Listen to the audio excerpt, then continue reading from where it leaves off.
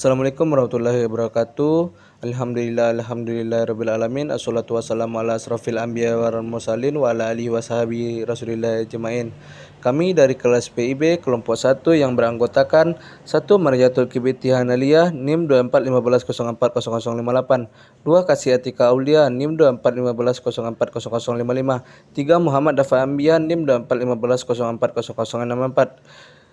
Kami akan mempresentasikan materi kami yang berjudul Psikologi Kepemimpinan yang akan dibacakan oleh Kasih Atika Aulia. Materi yang pertama yaitu pengertian psikologi kepemimpinan. Psikologi kepemimpinan adalah cabang psikologi yang mempelajari bagaimana karakteristik, perilaku, dan kemampuan psikologis seorang pemimpin mempengaruhi kinerja dan dinamika kelompok atau organisasi.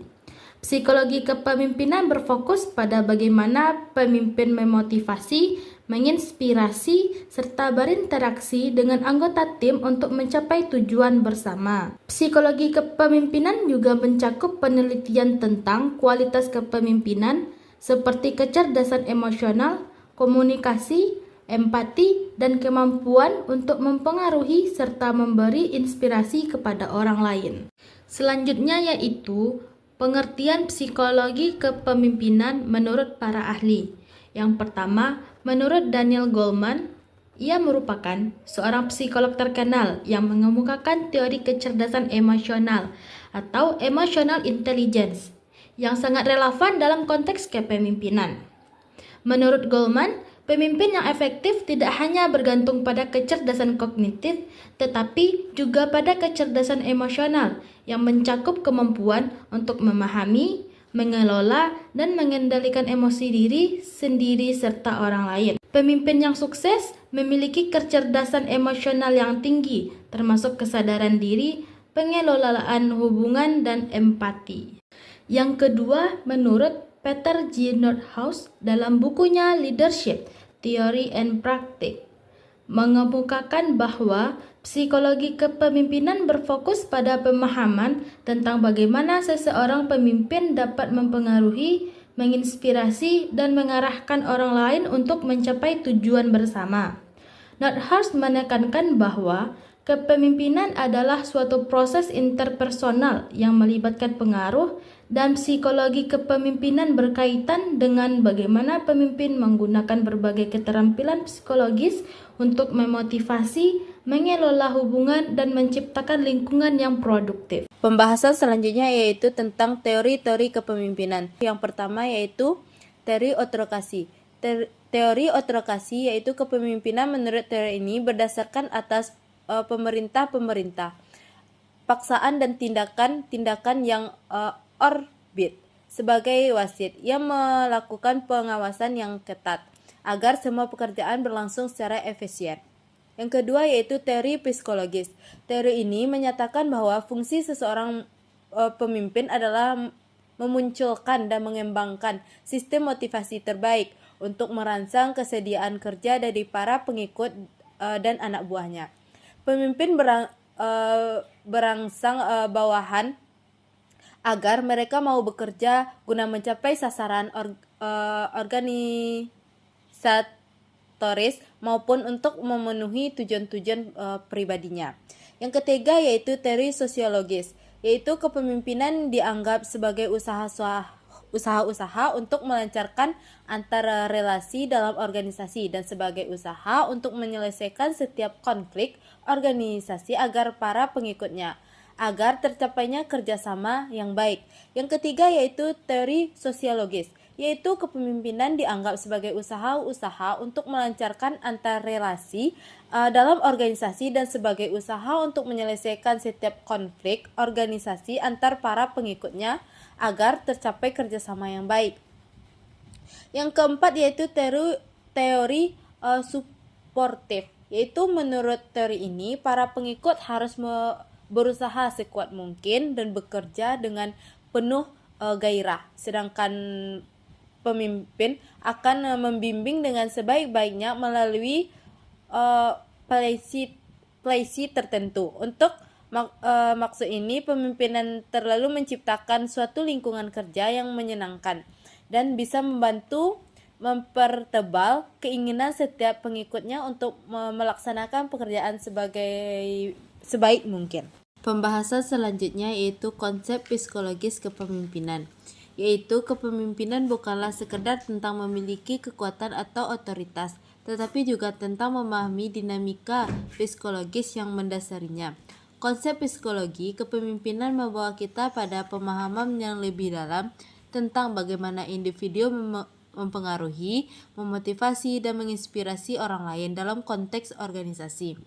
Yang pertama yaitu kepemimpinan transformasional, yaitu konsep kepemimpinan transformasional menekankan peran pemimpin sebagai agen perubahan yang memotivasi dan menginspirasi anggota tim untuk mencapai kinerja luar biasa. Pemimpin transformasional membangun hubungan yang kuat dengan anggota tim, memperkuat visi organisasi, dan memotivasi anggota tim untuk mencapai potensi tertinggi mereka. Yang kedua yaitu kepemimpinan situasional, yaitu konsep kepemimpinan situasional menekankan pentingnya adaptasi gaya kepemimpinan berdasarkan dinamika situasional dan kebutuhan spesifik dari anggota tim. Pemimpin situasional membaca dan merespon dengan tepat terhadap keadaan yang merubah dan tingkat keterampilan serta komitmen anggota tim.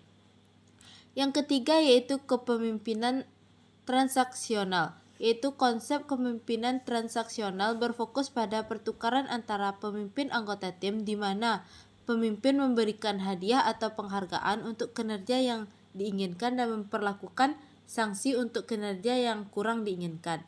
Pembahasan selanjutnya yaitu karakteristik kepemimpinan yang efektif. Yang pertama yaitu mempunyai visi yang jelas. Yang kedua yaitu mempunyai kemampuan komunikasi. Yang ketiga yaitu kepemimpinan yang menginspirasi. Yang keempat yaitu memiliki keputusan yang tepat. Yang kelima kemampuan mendengarkan. Yang keenam mempunyai empati. Yang ketujuh integritas dan kejujuran. Yang kedelapan yaitu kemampuan delegasi. Keterampilan psikologis dalam kepemimpinan sangat penting untuk memimpin secara efektif dan mengelola dinamika tim atau organisasi. Keterampilan ini mencakup kemampuan untuk memahami dan memanfaatkan aspek-aspek psikologis baik pada diri sendiri maupun orang lain, serta membangun hubungan yang positif dan produktif. Berikut adalah beberapa keterampilan psikologis yang sangat dibutuhkan dalam kepemimpinan. 1. Kecerdasan emosional atau emotional intelligence. 2. Komunikasi efektif. 3. Empati. 4. Kemampuan menyelesaikan konflik atau conflict resolution. 5. Pengambilan keputusan. 6. Pengelolaan stres atau stress management. 7. Motivasi dan inspirasi. 8. Pembangunan tim atau team building. 9. Kepercayaan diri dan ketegasan. 10. Keterampilan adaptasi. Konflik kepemimpinan adalah ketidaksetujuan yang terjadi antara dua pihak yang bisa berupa antagonis atau permusuhan. Konflik kepemimpinan dapat muncul dari berbagai sumber seperti konflik nilai, ekonomi, dan kekuasaan. Konflik kepemimpinan dapat berdampak negatif pada kinerja individu seperti menurunnya frekuensi tetap muka perkuliahan, kurangnya semangat untuk mengembangkan karir akademik, rendahnya prestasi dalam mengikuti program peningkatan akademik. Untuk mengatasi konflik kepemimpinan, pimpinan dapat melakukan manajemen konflik yang efektif. Manajemen konflik adalah upaya pencegahan, menghindari dan mengurangi risiko terjadi konflik. Beberapa cara dapat dilakukan untuk mengatasi konflik dalam organisasi adalah: 1. Menghindari menyudutnya salah satu pihak.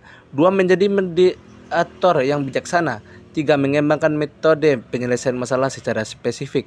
4. Mengambil keputusan bersama, berkomitmen dan konsisten dalam menyelesaikan konflik. Bersikap adil terhadap semua anggota organisasi. Beberapa faktor penyebab konflik dalam organisasi antara lain kurangnya komunikasi, kepemimpinan yang kurang efektif, pengembalian keputusan yang kurang adil, ketidakcocokan peran produktif rendah. Alhamdulillah, kami dari kelompok 1 telah mempresentasikan materi kami yang berjudul Psikologi Kepemimpinan.